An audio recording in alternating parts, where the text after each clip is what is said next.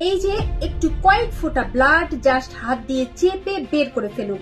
এতেই কিন্তু আপনি সময় পাবেন অন্তত 3 ঘন্টার মতো। যদি এটা আপনার দ্বারা সমর্থ না হয় তাহলে আপনি ফ্রিজ থেকে বের করা ঠান্ডা দুধ, একদম ঠান্ডা দুধ খাইয়ে দিন পেশেন্টকে অন্তত 1 কাপ পরিমাণ। তাহলে আপনি 2 ঘন্টা সময় পাবেন রোগীকে হসপিটাল পর্যন্ত নেওয়ার জন্য। এর মধ্যে রোগী কিন্তু তার জীবন রক্ষা করতে পারবে এবং তারপর পরবর্তী ব্যবস্থা আপনি নিতে পারবেন। কিন্তু যদি মনে হয় যে পেশেন্টের রাতের বেলায় অত্যাধিক পরিমাণে গ্যাস, অ্যাসিডিটি, বদহজম, পেট ফুলে যাচ্ছে এবং এর কারণে হার্ট অ্যাটাক আসতে যাচ্ছে, তাহলে কি করবেন?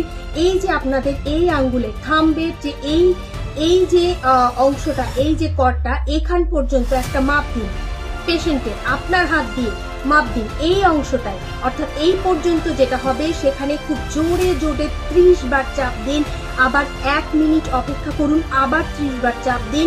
দেখবেন পেশেন্টের অসহ্য ব্যথা বোধ হবে এবং এই জায়গা থেকে প্রেসার দিতে দিতে আস্তে আস্তে করে রিফ্লেক্স হয়ে যাবে, গ্যাসটা তার রিফ্লেক্স হয়ে যাবে এবং পেশেন্টের কিন্তু প্রাণ রক্ষা হয়ে যাবে।